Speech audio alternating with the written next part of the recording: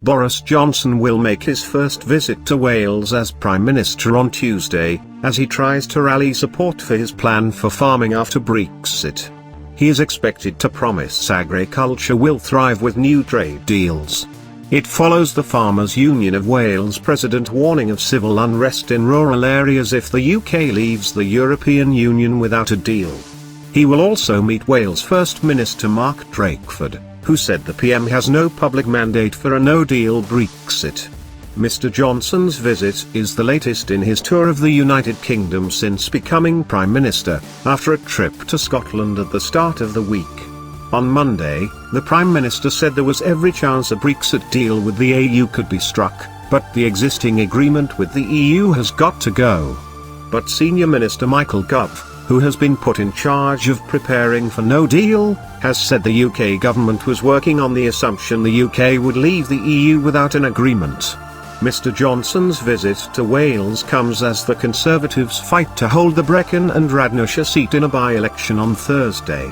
Ahead of the visit, the Prime Minister said, "I will always back Britain's great farmers, and as we leave the EU we need to make sure that Brexit works for them.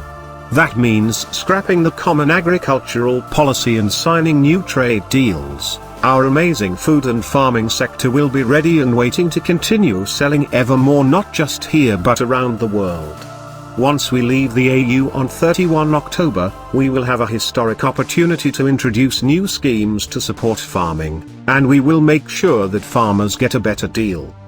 The farming industry is worth more than £6 billion to the Welsh economy and supports 14,000 businesses, 45,000 jobs and about 25,000 farmers. Agriculture and what will replace cap farming subsidies are devolved to the Welsh Government. Ministers in Wales have proposed a grant scheme to replace EU funding, with farmers offered cash to carry out work that protects and enhances the environment. Welsh farmers receive subsidies worth about £300 million a year from the EU. It is not known how much cash will be available to support agriculture after Brexit.